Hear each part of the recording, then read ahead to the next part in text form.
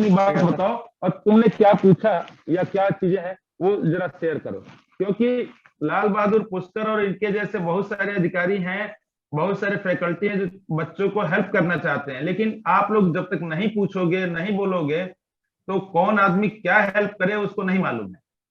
तो पुष्कर चूंकि इलाहाबाद गए थे, हॉस्टल में बच्चों से जाके मिले, इसलिए क्या आपका अनुभव रहा, आप बताओ राहुल। तो सर ने बहुत सारी अच्छी बातें भी बताई और पढ़ने का स्ट्रेटेजी भी बताया। सर ने बताया कि जो क्लास नोट्स होते हैं या बुकें होती हैं वो तो अच्छी होती है, उन्हें पढ़ना भी चाहिए। उनके साथ में अपनी खुद की पर्सनल नोट्स बनानी चाहिए, जो परीक्षा के टाइम बहुत ही मतलब लाभदायक साबित हो सकता है, जो अपना खुद का नोट्स बनाए। क्योंकि परीक्षा के टाइम कम टाइम होती है और बुक पढ़ना उतना सहज नहीं हो सकता है, और जो अपनी नोट्स रहेगी उसे आदमी जल्दी से समराइज कर सकता है। हाँ, वो किस सब्जेक्ट से उन्होंने किया था, किसी सब्जेक्ट को ही बताया? नहीं, किस सब्जेक्ट में, सारी सब्जेक्ट से बात की, जैसे पॉलिटी हुआ, हिस्ट्री हुआ, ज्योग्राफी। जैसे बताया कि यूपीएससी के लिए कोर्स सब्जेक्ट दो को लेके चलना चाहिए। जैसे हिस्ट्री और ज्योग्राफी को अगर बेस बढ़िया बना लिया जाए तो सारी सब्जेक्ट मतलब अच्छे से पकड़ में आ सकती है। तो हिस्ट्री और ज्योग्राफी को उन्होंने बताया कि थोड़ा अच्छे से डीपली मतलब जानना जरूरी है। हम्म। अगर हिस्ट्री और ज्योग्राफी पता है तो आईआर भी हो सकता है, पॉलिटी भी हो सकता है, ये इकोनॉमी भी अच्छे से समझ में आ सकती है। क्योंकि हाँ सही बात भी है। हाँ। अगर हिस्ट्री और ज्योग्राफी बढ़िया से अगर हो जाए तो आगे की सारी चीजें मतलब आसान हो जाती है। हम्म। हम्म। तो वो लोग ये भी बता रहे हैं कि किसी को अगर नोट्स चाहिए तो इन लोगों के पास जो नोट्स है वो भी आप लोगों को शेयर कर सकते हैं। तो तो हो जाए तो बढ़िया। क्या है राहुल कि जैसे मान लो कि तुमने बोला कि अगर इलाहाबाद में हमारे हॉस्टल में आएंगे तो बेटर होगा, इसलिए वो गए। तो आप लोग थोड़ा सा डिमांडिंग बनो। डिमांडिंग मतलब कि कैसा? डिमांड करो। देखो ऐसा है, जब तक हम डिमांड नहीं करेंगे तब तक सप्लाई नहीं होगी, है ना। और इसलिए आपको डिमांड करना है कि क्या चीजें चाहिए। अभी हम लोगों के पास इलाहाबाद हो, दिल्ली हो, पटना हो या मुंबई हो, और मैं हैदराबाद में, कहीं से भी किसी को कोई भी मटेरियल चाहिए, कोई भी कोचिंग का इंफॉर्मेशन चाहिए या किसी भी तरह की कोई चीजें चाहिए, वो हम लोग आप लोगों को प्रोवाइड करा सकते हैं, क्योंकि आज के समय में डिजिटलाइज बहुत इजी है। तो आपको दो चीजें करना, एक तो पढ़ने के लिए क्या चाहिए ये जानने के लिए पूछना है कि हमको क्या पढ़ना है, और दूसरा जब मालूम हो जाए कि क्या पढ़ना है तो उसको पढ़ने के लिए क्या मटेरियल चाहिए, वो अगर आपके पास है ठीक है, और नहीं है तो आप एक दूसरे को शेयर करो। उसके बाद भी नहीं है तो हम लोग प्रोवाइड करेंगे। अगर ऐसी बातें हैं, डिमांड करेंगे तो जो डिमांड करेंगे उसकी सप्लाई हम लोग करेंगे। मैं आप सब लोगों को ये बताना चाहता हूं कि हमारे समाज के बहुत सारे बड़े अधिकारी, बड़े बिजनेसमैन, बड़े शिक्षक और फैकल्टी जो यूनिवर्सिटीज में पढ़ा रहे हैं, उन सबकी इच्छा है कि किसी बच्चे को कुछ भी पढ़ने के लिए चाहिए, अगर उसको कोई प्रॉब्लम है तो हम उसको प्रोवाइड करें। लेकिन क्वेश्चन ये है कि अगर हम जब तक डिमांड नहीं करेंगे, जब तक हम बताएंगे नहीं, जब तक हम किसी से कहेंगे नहीं, तब तक उस आदमी को मालूम नहीं होगा कि हमारे किन बच्चों को क्या चाहिए। मांगने के दो तरीके, बहुत सारे लोग तो कुछ भी मांगते हैं बिना रिक्वायरमेंट, तो जनरली वहां पे किसी को देने की इच्छा नहीं होती। लेकिन जब कोई आदमी कुछ ऐसा मांगता है जिसकी रियली रिक्वायर्ड है, मान लो कि अगर कोई लड़का कहता है कि सर हमको हिस्ट्री के ऊपर लेक्चर ले लीजिए, तो उसमें अगर कोई हिस्ट्री का प्रोफेसर है उसको टीच करने में आनंद आता है। अगर कोई बच्चा बोलता है कि सर हमको साइंस में किसी स्पेसिफिक टॉपिक पे बता दो, तो उसका जो प्रोफेसर है उसको वो बताने में आनंद आता है, वो उसमें इंटरेस्ट लेके बताता है। अगर कोई बच्चा कहता है कि सर मैं एक कोचिंग करता हूं, मेरे पास थोड़ी सी फाइनेंशियल कमी है, तो उसका भी हम लोग वे आउट निकाल सकते हैं कि आपको कैसे उस लेवल की कोचिंग या उस कोचिंग में कैसे हम लोग करा सकते हैं। तो ये आपको ग्रुप में मिलके एक डिमांडिंग होना चाहिए। आप बताओगे तो उसको हम लोग कैसे करना है हम लोग कर देंगे, किया जा सकता है। बिना डिमांड के कुछ भी नहीं हो सकता, इसलिए आप सबको डिमांडिंग बनना है, एक बात। दूसरी बात यह है कि आज का समय है कि आप अपनी चीजों को बताएं। आप क्या हैं, आप कितना जानते हैं, आप कैसे जानते हैं। अगर आप उसको नहीं बताएंगे तो दूसरे लोग समझेंगे कि आपको आता नहीं। जैसे मैं ही सर्विस में हूं, 20 साल की सर्विस में हूं, मैंने देखा है कि कोई काम करने के बाद आप उसको बहुत हाईलाइट मत करो, लेकिन आप इतना जरूर बता दो कि सर ये काम करने में मैं सक्षम हूं, क्योंकि सक्षम लोगों की खोज है और बहुत सारे लोग हैं। तो आप भी सक्षम हो तो एक पहली बात यह है कि आपको ये बताना पड़ेगा कि सर ये मैं जानता हूं, मतलब मैं एलिजिबल हूं इस काम के लिए।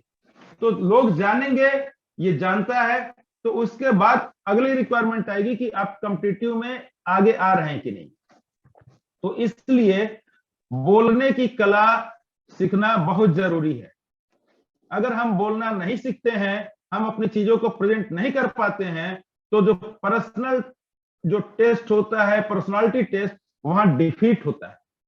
क्योंकि ओवरऑल पूरा समय या तो सर्विस में या बिजनेस में या किसी भी फील्ड में केवल हमारा एक दूसरे से टॉकिंग से ही होता है।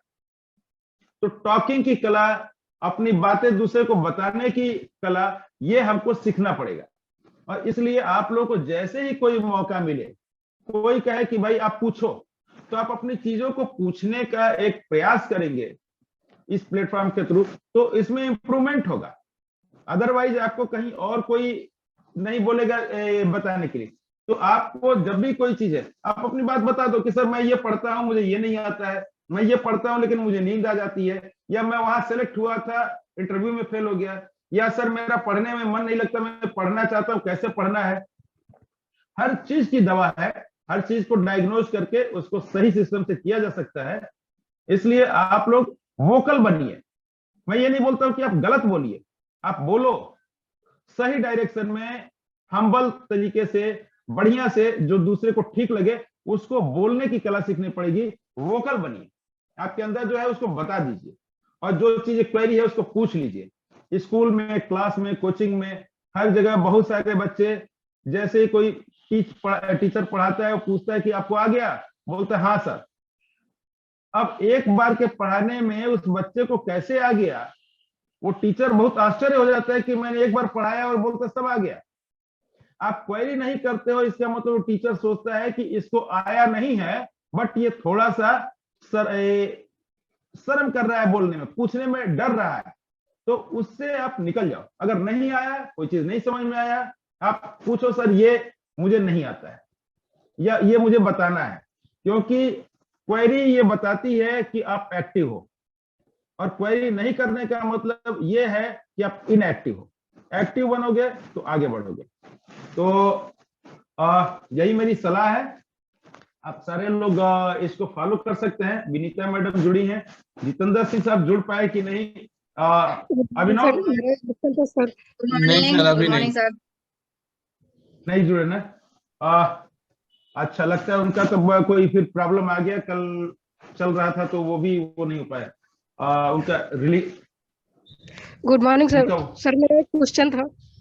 यस बोलिए सर, जैसे कि अभी मेरा मतलब नोट्स तो बना ही रहे हैं हर सब्जेक्ट का, बट की नोट्स भी बना रहा है जिसमें मेन पॉइंट या सर उसका भी नोट्स बना रहा है। तो सर उसमें मतलब मान लीजिए जैसे हम लिख रहे हैं, हैंड राइटिंग, आंसर राइटिंग भी करते हैं, तो सर जैसे उसका ये मुझे अपने आप में तो पता नहीं रहता ना कि मुझे यहाँ क्या सुधार करना है, इसमें क्या सही है क्या गलत है, वो सब चीजें सर मेरी कंफ्यूजन में रहती है। तो मधु बोल रही हो आप ना? Yes sir. Yes yes. Madhu, ऐसा है, अगर मान लो कि आप सिविल सर्विसेज की बात कर रही हो, है ना? Yes sir. तो जैसे मान लो कि आप किसी चीज का नोट बना रही हो, यस तो सर। इनफैक्ट क्या है कि सिविल सर्विसेज में जो क्वेश्चन पेपर है, प्रीलिम्स की तो बात अलग है, ये मेंस की बात हम लोग कर रहे हैं। मेंस में जो क्वेश्चन है, वो जो क्वेश्चन होते हैं, वो क्वेश्चन जनरली ऐसे होते हैं प्रोफेशनलिज्म के हिसाब से, कि जो जीवन में यूज होते रहे किसी भी सब्जेक्ट में। तो वो जो क्वेश्चन होता है, उस क्वेश्चन को रिप्लाई देने के लिए वर्ड में बांध देते हैं कि इसको आप 150 वर्ड में लिखो या 300 वर्ड में लिखो, उसमें आपको बताना है। अब उस एक चीज को तो बहुत सारे बच्चे लोग रिप्लाई करते हैं, उसमें जिसका बेस्ट होता है उसको मैक्सिमम मार्क्स मिलता है। तो आप अगर जो नोट्स बना रही हो, यस, तो जो सब्जेक्ट आपने पढ़ा उसका आपने एक नोट बनाया, नोट बनाने के बाद आप देखोगी उसमें, और हार्ट देने के बाद 2-3 महीने बाद आप पढ़ोगी। वो नोट इसलिए है कि आपके टॉपिक को आपको रिमेंबर करा रहा है, याद करा रहा है कि इसमें ये सिस्टम है। मान लीजिए हिस्ट्री है, तो हिस्ट्री में जो चीजें हैं वो आपको याद हो रही है। लेकिन वो नोट अगर आप 2 महीने के बाद फिर से बनाओगी, तो आप देखोगी आपके राइटिंग स्किल में ही वो इंप्रूवमेंट हो गया, क्योंकि अपनी चीज को ही हम इंप्रूव कर सकते हैं। तो नोट बनाने का मेरा सजेशन ये है कि नोट्स आपको ऐसे बनाना है कि टिपिकल आपकी सारी चीजें याद होती रहें, और उसको आप टाइम टू टाइम चेंज करती रहेंगी, और उस पे स्पेसिफिक किताबें कुछ एडिशनल मिलेंगी, उनको भी पढ़ेंगी। पढ़ने के बाद जो आंसर पेपर या क्वेश्चन पेपर है, उसको लेके, क्वेश्चन पेपर लेके उसको आप अगर 2 घंटे 3 घंटे में ट्रायल करेंगी, लिखने का प्रयास करेंगी कि ये क्वेश्चन इस टॉपिक पे आया है, उसको आपने लिखा है, तो आप देखोगे कि लिखने में खुद ही आपको इंप्रूवमेंट होगा, या कहीं कहीं पे कंफ्यूजन होगा। तो स्किल आपकी, लिखने की स्किल सुधारनी होगी। नोट बनाने में, नोट से आप फिक्स मत हो जाइए कि जो आपने नोट में पढ़ा उसी को रटेंगी, उसी को याद करके उसी को लिखना है, ऐसा नहीं है। नोट आपके दिमाग को, ब्रेन को स्टॉर्म कर रहा है, बता रहा है कि ये चीजें हैं। उसको आप राइटिंग स्किल में क्वेश्चन पेपर सॉल्व करने का आपको करना पड़ेगा। जो चैप्टर कंप्लीट हो गया, उससे रिलेटेड जितने क्वेश्चन आए हो पिछले सालों में, उसको लेके एक बार आप लिखने का प्रयास कीजिए, तो हर बार वो इंप्रूवमेंट आपका होता रहेगा। मुझे लगता है कि आपको कुछ मेरी बातें ठीक लगी होंगी, या और कुछ है आप बोले Madhu. Yes sir. But sir जैसे मान लीजिए किसी का बायोग्राफी लिख रहे हैं, तो सर उसमें मेरा जहां तक मानना है कि किसी का बायोग्राफी लिख रहे हैं तो उसमें सर उसने क्या किया जी,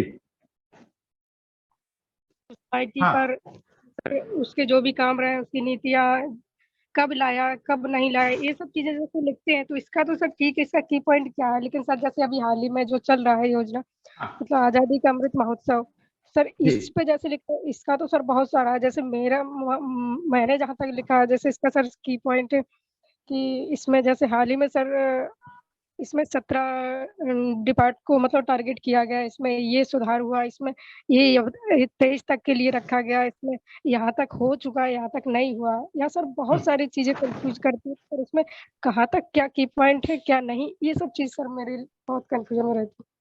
नहीं, अब देखो मधु, ये आपने क्वेश्चन बहुत बढ़िया क्वेश्चन किया है, ये मुझे लगता है सारे बच्चों को फायदा करेगा। आप देखो, आजादी का अमृत महोत्सव गवर्नमेंट मना रही है 1 साल के लिए। अमृत महोत्सव मीन्स की 75 year of the our independence. 1947 में हम आजाद हुए, उसका 22 से हमने शुरू किया है, और 21 से शुरू किया है, और 22 तक हम कंप्लीट कर रहे हैं। 21 के 15 अगस्त से शुरू हुआ, तो ये पूरा का पूरा 1 साल आजादी का अमृत महोत्सव मना रहे हैं। अब इस आजादी के अमृत महोत्सव में जितने लोग हैं, वो देखेंगे कि गवर्नमेंट ने आजादी के समय में क्या क्या हुआ और क्या क्या अचीवमेंट हुआ, उसको हाईलाइट किया जा रहा है, उसको लोगों को बताया जा रहा है, क्योंकि बहुत सारे लोगों को नहीं मालूम है। आपको मधु मैं बताऊं, मैं अभी दिल्ली गया था, तो दिल्ली में गया था, तो दिल्ली मेट्रो में मैं जा रहा था, तो दिल्ली मेट्रो में एक अनाउंसमेंट होता है, वो दिल्ली मेट्रो पे एक बोर्ड लगे हुए हैं कि ये पर्सन थे, इन्होंने आजादी दिलवाई, इनका ये कार्यक्रम रहा, वो रहा, उनको बताया जा रहा है। अब फ्लाइट में हम लोग जाते हैं, तो फ्लाइट में जाते समय अनाउंस हो रहा है कि आजादी के अमृत महोत्सव में ये पर्सन का ये जन्मदिन इस दिन रहा है। मतलब जितनी चीजें हैं, उन सारी चीजों को, क्योंकि अब देखो आजादी की लड़ाई 1857 के पहले से चल रही थी, 1857 में तो पहला हमारा सिपाही रिवोल्ट हुआ। उसके बाद से 1857 से 1947 तक 90 ईयर की जो पूरी गाथाएं हैं उसको एक साल में बताया जा रहा है। तो बहुत सारी चीजें आ रही हैं। अब आपको मान लो कि कोई कहता है कि आजादी के अमृत महोत्सव के ऊपर एक टॉपिक पे क्वेश्चन आ गया और वो मुझे लिखना है, उसमें केवल 150 वर्ड में लिखना है कि आप आजादी के अमृत महोत्सव पे प्रकाश डालिए 150 शब्दों में। अब आप ये सोचो मधु कि आपको जितना मालूम रहेगा, जितनी प्रैक्टिस रहेगी, तो उस 150 वर्ड में आप इतनी बेस्ट चीजें लिखोगी कि वो अट्रैक्टिव हो जाएगी। लिखने के लिए तो किसी एक का जीवन परिचय, जैसे आज हमारा प्रेमचंद जी का जन्मदिन है, मुंशी प्रेमचंद का, अब कोई आदमी ये भी लिख सकता है कि आजादी के अमृत महोत्सव में 31 जुलाई को मुंशी प्रेमचंद जी का जन्म हुआ, लमही में हुआ, उन्होंने इतनी कहानियां लिखी, एक कहानी में ही आप लिखने लगो, है ना, तो 150 वर्ड खत्म हो जाएगा। लेकिन जो पर्सन 150 वर्ड में पूरे आजादी के अमृत महोत्सव को 1857 से 1947 तक 90 ईयर को उसमें बांध देगा या उस तरह का अट्रैक्ट कर देगा, वो बेस्ट आंसर होगा। अच्छा, ये बेस्ट आंसर कोई बता नहीं सकता। ये बेस्ट आंसर जो लिखने बैठेगा उसके दिमाग में जितनी चीजें हैं वो वहां पे रिप्रेजेंट होंगी, क्योंकि जो एग्जामिनर है वो भी देखेगा, अरे इन्होंने ये भी लिख दिया। ऐसा है कि कोई ऐसा नहीं कि जो स्टूडेंट है वो एग्जामिनर से बढ़िया नहीं जानता, वो एग्जामिनर से बढ़िया भी लिख सकता है। ये उसके कैपेबिलिटी की, उसके तर्क शक्ति की, उसके सोचने की शक्ति की है। तो वो हमको इंप्रूवमेंट अपने तैयारी में यही करना है कि हम कैसे लिख सकते हैं। 150 वर्ड मान लो कि मुझे ही लिखने के लिए मिल गया कि 150 वर्डों में आजादी का अमृत महोत्सव लिखना है। अब मुझे तुरंत समझ में आएगा, हम कहेंगे कि 1947 में मेरा देश आजाद हुआ, मेरा देश हजारों साल से गुलाम था, उस गुलामी को दूर करने के लिए हमारे लोगों ने संघर्ष किया और 1884 में कांग्रेस का जन्म हुआ। उसके जो भी उसके वो थे उनका नाम दे दिए। कांग्रेस ने इतने साल लड़ाई लड़ी, इसमें भगत सिंह से लेके इन लोगों ने शहीद कुर्बानियां दी, गांधी जी ने गाइडेंस दिया, उसके बाद असहयोग आंदोलन हुआ, इतने लोग मारे गए, जालियांवाला बाग कांड हुआ, और इस तरह से जाते हुए हम 1947 में आजाद हुए और यह देश स्वतंत्र हुआ। तो इसमें आप देखोगे कि इसमें कहने के लिए हमारे पास बहुत सारी चीजें हैं। जालियांवाला बाग कांड है, गांधी जी हैं, सुभाष चंद्र बोस हैं, उन सारे चीजों को अपने बढ़िया फ्लो में हम 150 वर्ड में कैसे कह पाएंगे, वो हमारी बेस्ट इफिशियंसी है। इसलिए मेरा मधु, मैं आपको ये बोल रहा हूं कि आप जितना ही जानते रहेंगे, क्योंकि सिविल सर्विसेज या स्टेट सर्विसेज या गवर्नमेंट कोई भी सर्विस में एग्जाम देने के लिए जब सिलेक्शन करती है तो उसमें बच्चों से यह प्रयास किया जाता है कि आप अपनी बात लगाएं। आप कोई किताब पढ़ के आंसर आपको नहीं चाहिए, आप किताब पढ़ के अपने को एनालिसिस करो, एनालिसिस करने के बाद उसका हमको ऐसी चीज बताओ जो कहीं किताब में मैं न देखा रहा हूं। मधु, मेरी बात समझ रही हो आप? Yes sir. आप देखो, सारे बच्चों को एक बात सोचना है, पढ़ाई ऐसे है, अभी देखो जैसे पिक्चर्स बहुत सारी आती हैं या कहानियां बहुत आती है, स्टोरी बहुत आती है। कोई भी स्टोरी या कोई भी पिक्चर रिपीट होगी किसी एक थ्योरी पर तो वो नहीं चलती है।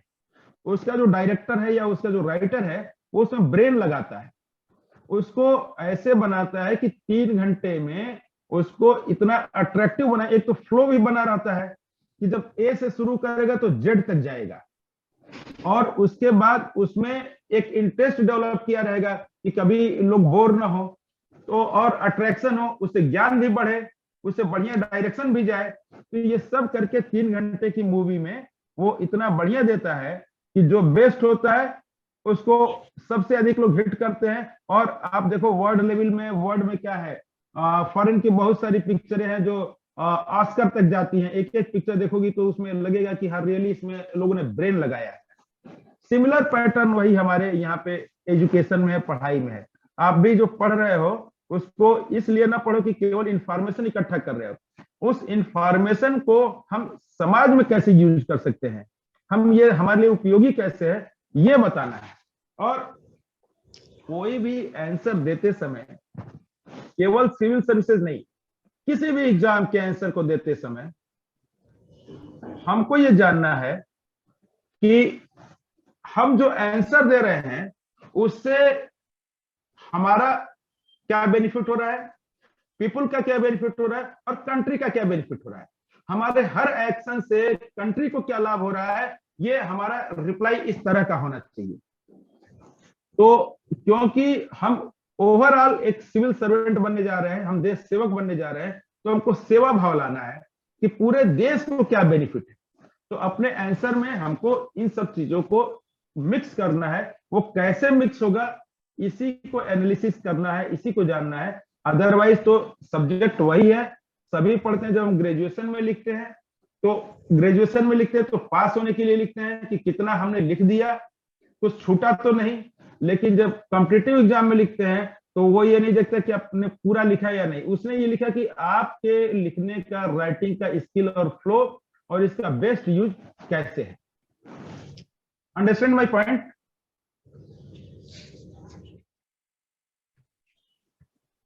Yes sir. मधु? Yes sir. Any other point? Yes sir, बस एक और था सर, जैसे आपने जो बताया सर वो अच्छे से समझ आ गया मुझे। आगे से सर इस चीजों को सुधार करेंगे। बट सर जैसे मान लीजिए हम किसी भी क्वेश्चन का आंसर राइटिंग कर रहे हैं, तो जैसा बुक में दिया गया है किसी सब्जेक्ट, मान लीजिए वो किसी पर्टिकुलर सब्जेक्ट का, हिस्ट्री का है या ज्योग्राफी का है, उसका आंसर राइटिंग अगर हम कर रहे हैं तो सर सारे नोट्स में से कुछ की पॉइंट्स होते हैं, सभी को कुछ करंट से उठा के देखते हैं, सारा पॉइंट सर उसमें से लिखते अपना पूरा आंसर देते हैं सारे सब्जेक्टों का, तो कुछ की पॉइंट उठा के उसमें आंसर देते हैं अपने तरीके से जी। किसी पर्टिकुलर सब्जेक्ट से उसका आंसर, बेसिक क्वेश्चन ज्योग्राफी का, बट अपने तरीके से सर सब्जेक्ट का मिला के देते हैं। लेकिन सर फिर भी मुझे ये तो पता होना चाहिए कि मेरा उसमें आंसर फिर भी कहाँ सही, क्या गलतियां, क्या उसमें सही, ये सब चीजें सर मुझे। अच्छा, इसका मैं रिप्लाई देता हूँ। अभिनव 3 मिनट बाकी है ना? जी सर, जी सर। अच्छा, इसके अगली वाली मीटिंग का लिंक सबके पास है ना? क्योंकि 3 मिनट बाकी है, सब लोग फिर से ज्वाइन करेंगे। और उसका पासवर्ड आपने ग्रेजुएशन रखा है लगता है अभिनव? जी सर, जी सर, जी सर। उस ग्रेजुएशन में जी कैपिटल है, स्मॉल है? जी कैपिटल है सर। अच्छा, जी कैपिटल है, उसके बाद RADUATION स्मॉल है ना? जी सर, जी सर। अभिनव अगली बार से आप पासवर्ड हमेशा यूपीएससी रखा करो कैपिटल, वो इजी रहता है। Okay sir, okay sir, okay sir. वो मैं अभी नोट किया, तो सारे बच्चे लोग समझ जाए। अगला वाला जो मीटिंग है उसका हमारा पासवर्ड जो है ग्रेजुएशन है, उसमें जी कैपिटल है। हाँ मधु, तो आपका जो क्वेश्चन था कि सर इसी में मेरा बहुत देर हो गया, मैं यूपीएससी डाल रही थी बार बार। हाँ, तो मेरा 10 मिनट इसमें गया, फिर मैं देखी कि पासवर्ड इसका चेंज है, तब जाके ज्वाइन हुई। हाँ, सेकंड वाला भी यूपीएससी ही रखिए हमें, पासवर्ड एक ही रखना है। हाँ। तो विनीता मैडम, बच्चे लोग क्वेश्चन आंसर कर रहे हैं, बढ़िया ही है, अपने को तो बताना है। हाँ, मधु, और मधु को बताने का मतलब केवल मधु नहीं, सारे लोगों से ही बात हो रही है। एक क्वेश्चन सबको रिप्रेजेंट करता है। मधु देखो, ऐसा है कि 2 चीजें हैं। आप हमें अगर किसी एग्जाम की तैयारी करनी है सिविल सर्विसेज की, तो आप मान लो ज्योग्राफी पढ़ रही हो, तो ये तो मानो ही कि ज्योग्राफी में जो क्वेश्चन आया है वो क्वेश्चन तो थोड़ा कठिन होता ही है, उसको लिखना भी थोड़ा मुश्किल होता है ना?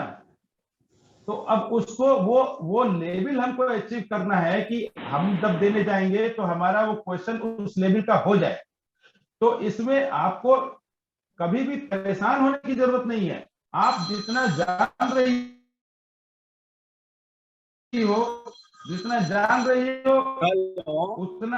उतना सीखो। थोड़ा सा आ रहा है। हेलो कुशवाहा जी, जितेंद्र सर जुड़े हैं? अरे भैया, आप हमें सुन पा रहे हैं? हाँ, आवाज आ रही है आपकी? जी आ रही है। मेरी आवाज आ रही है? आपकी तो मुझे सुनाई दे रही है, मेरी आ रही है? हाँ, आ रही है। आपकी बहुत देर से नहीं आ रही थी। अब बोलिए सर, आप बोलिए, 1 मिनट बाकी है, फिनिश हो जाएगा। आप बोलिए जी। आप पहले शांत रहिए, आप पहले ये। हेलो बच्चों, आप मेरी बात सुन पा रहे हैं? Yes sir, good morning. हाँ, गुड मॉर्निंग। Yes sir. अब मैं आपको सुन पा रहा हूँ, आप हमें सुन पा रहे हैं, अब कोई प्रॉब्लम तो नहीं है? No sir. सर आपको अभी दूसरे लिंक पर ज्वाइन होना होगा, ये खत्म हो रहा है टाइम सर। हाँ, दूसरा लिंक आप ज्वाइन करिए, क्योंकि ऐसा है ना, अब और कोई बोलेगा नहीं, क्योंकि ये इधर उधर की बातें हो गई बहुत। मैं अभी बच्चों से ये पॉलिटी और इसके बारे में जरा बात करना चाह रहा हूँ। आप दूसरा लिंक हमें दीजिए जल्दी। ओके। दूसरा मीटिंग आईडी और वो दीजिए, मैं इसको ऑफ कर रहा हूँ, ठीक है ना? हाँ